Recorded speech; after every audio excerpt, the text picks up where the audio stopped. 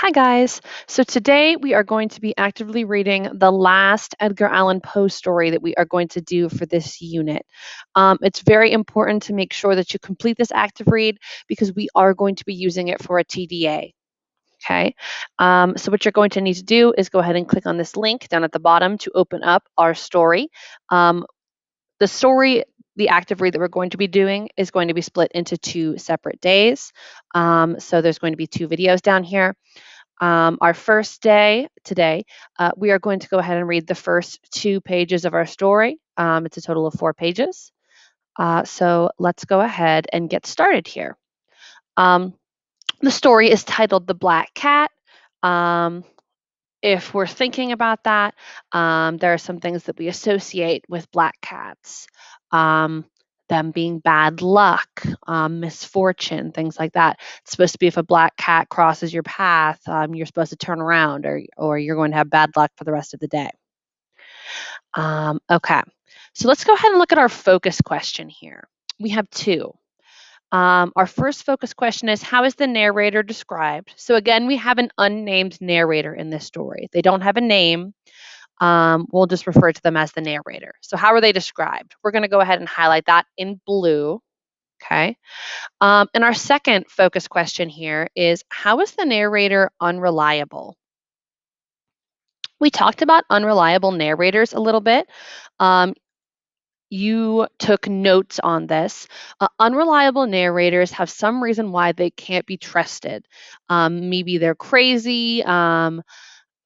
That's going to follow in a little bit with this story, okay? And there's going to be a couple of different reasons why our narrator is unreliable. In fact, our TDA prompt is in Poe's story, The Black Cat, the narrator reacts in a way that is perceived as irrational. Write an essay analyzing how first person point of view helps portray him as an unreliable narrator. So that's what we're really focusing on here. How is our narrator unreliable here? Okay. So we are going to go ahead and get started here. Our focus box just looks like normal, highlighting things that answer our focus question, using a text box for questions with answers, using the comment tool to make any connections that we have, and finally adding in pictures where they're relevant. So let's go ahead and get started. Tomorrow I die. Tomorrow I die. And today I want to tell the world what happened and thus perhaps free my soul from the horrible weight which lies upon it. Okay, so right off the bat here, I have a question. I'm confused. Why is he going to die? Is he sick? I don't know. So right off the bat, like we know something is going to happen. And we also know that he's telling us a story here. Like the events that are going to happen next already happened. Okay. Um, I'm also going to highlight something here. I feel like we have some characterization here. Um, what happened, and thus perhaps free my soul from the horrible weight which lies upon it. If you have like a heavy heart or a heavy soul, you're feeling guilty. Okay. So I'm going to go ahead and put a comment right over there. Indirect, guilty. But we don't know why he's feeling guilty yet. But listen, and you shall hear how I have been destroyed. Okay. So maybe somebody's after him. We don't know. When I was a child, I had a natural goodness of soul, which led me to love animals. All right. He loves animals. Okay. All kinds of animals, but especially those animals we call pets, animals which have learned to live with men and share their homes with them. There is something in the love of these animals which speaks directly to the heart of a man who has learned to experience how uncertain and changeable it is the love of other men. So he's talking about here about how the love of an animal is unconditional.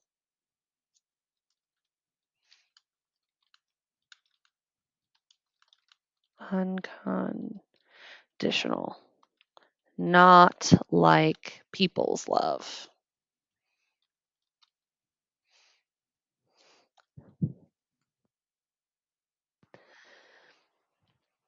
Okay.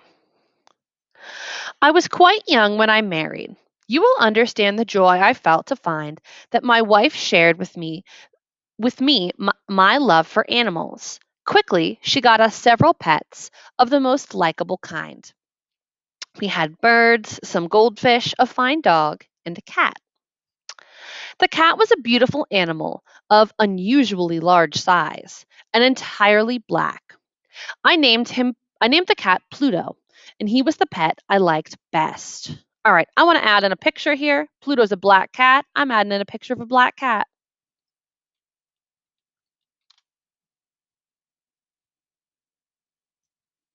I always thought black cats were super pretty.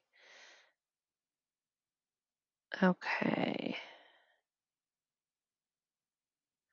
All right, and I've got one question to add down here as well. Oops, let me get the text box. Why does he like the cat best?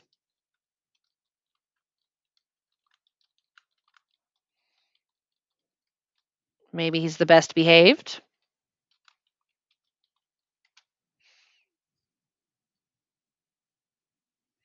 Okay. I alone fed it, and it followed me all around the house. It was even with difficulty that I stopped it from following me through the streets. So Pluto the cat really likes our narrator. Our friendship lasted in this manner for several years, during which, however, my own character became greatly changed. I began to drink too much wine and other strong drinks. All right. So now we're finally getting into him being unreliable here. Okay. So my own my own character became greatly changed. So there's a big change in him here. He's becoming an alcoholic. Okay. Go ahead and get a comment tool here.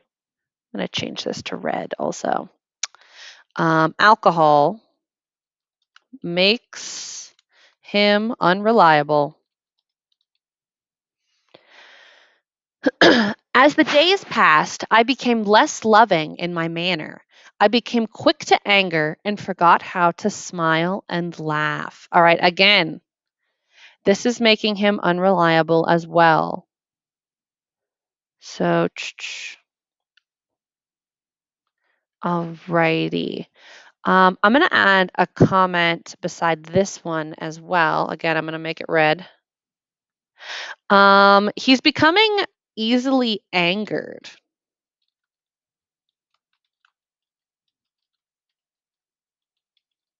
And therefore, when he becomes easily angered, he becomes violent. He will act quickly without thinking. Think about the last time you were really mad. Sometimes you'll say things that you don't really mean because you're just so angry. You got to say something. Or you'll do things that you wouldn't normally do if you were in like a normal state of mind. Okay. My wife, yes, and my pets too, all except the cat, were made to feel the change in my character. So everyone notices this, and everybody, like if there's somebody who's violent and easy to anger, you're going to kind of avoid them. Everybody in his house does that except the cat. One night I came home quite late from the inn. Okay, and I'm going to add a comment over here. The inn is a bar. Not he's not staying at like a hotel or anything. Where I now spent more and more of my time drinking. Walking with uncertain steps, I made my way with effort into the house. As I entered, I saw, or thought I saw, that Pluto the cat was trying to stay out of my way, to avoid me. This action by an animal which I had thought still loved me made me angry beyond reason. My soul seemed to fly from my body, and I took a small knife out of my coat and opened it. Then I took the poor animal by the neck and with one quick movement cut out one of its fear filled eyes. Okay. I am going to highlight a big section here. My soul seemed to fly from my body. He took a knife and he cut out one of the cat's eyes because it was avoiding him while he was drunk. Imagine he's stumbling into the house. He's not walking the way he normally would. I would avoid him too. But he doesn't like that this cat who has stayed loyal to him and who has loved him throughout this, the only thing that still has is avoiding him. Okay? And how is that cat going to act now that he's acted violently against it? Is he just going to go up and cuddle next to him the next time he's there? No. This is just going to make that worse. Okay? So this is an example of the narrator being impulsive. Oops.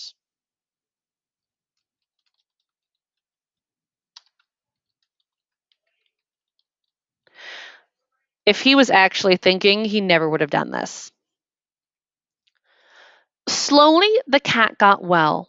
The hole in his eye was not a pretty thing to look at, it is true, but the cat no longer appeared to suffer any pain. As might be expected, however, it ran from me in fear whenever I came near. Why should it not run? Yet, this did not fail to anger me. So it makes complete sense that this cat does not want to be around him. However, that only makes our narrator angry. So go ahead and add a comment over here. Direct, angry. Okay. I felt growing inside me a new feeling. Who has not 100 times found himself doing wrong with some evil thing for no other reason than because he knows he should not? Are not we humans at all times punished, ever driven in some unknown way to break the law just because we understood it to be the law? So he's kind of trying to rationalize here what he's done. Everybody does bad things, right? Does everybody cut out the eyes of cats?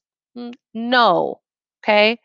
Um, so he's trying to rationalize what he's done, and he feels guilty. Let's see how he handles that guilt. One day, in cold blood, I tied a strong rope around the cat's neck, and taking it down into the cellar under the house, I hung it from one of the wood beams above my head. I hung it there until it was dead. All right. So we were talking about unreliable narrators, right? We can't trust them because they're crazy. This is crazy. Okay. Ooh, I'm highlighting the wrong thing. This is crazy. This is not what you'd expect to happen here. I'm gonna add a text box over here, and I'm going to say this man is acting, and I'm gonna say this in all caps, crazy! Exclamation point! Exclamation point! This, oops, this is not normal behavior. He's just adding insult to injury to poor Pluto. He cuts out one of his eyes. He doesn't even do anything wrong.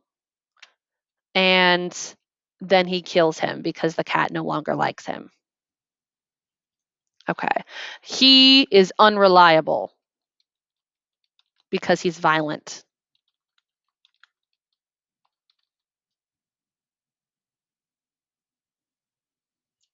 Okay. I hung it there with tears in my eyes. I hung it because I knew it had loved me, because I felt that it had given me no reason to hurt it, because I knew that my doing so was a wrong so great, a sin so deadly, that it would place my soul forever outside the reach of the love of God. Okay? So he does it because he knows it's wrong. He's rationalized this in his head. Okay? He can't stand to look at this cat whom used to love him so much. Okay? And that, well, no, we'll finish this last paragraph. The same night as I lay sleeping, I heard through my open window the cries of our neighbors. I jumped from my bed and found that my entire house was filled with fire. It was only with great difficulty that my wife and I escaped, and that we were out of the house. All we could do was watch it burn to the ground. I'm going to add in a picture here. I'm sure you can guess what it is. Fire. Ooh, I like that one better.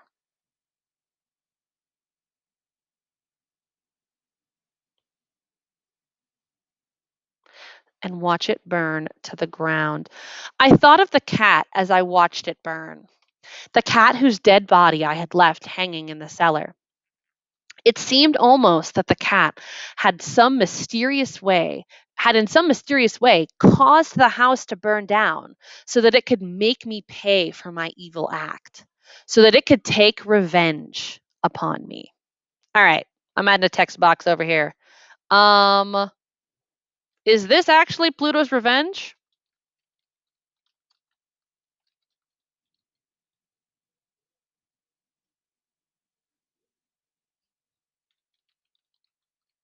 Or is it just a coincidence?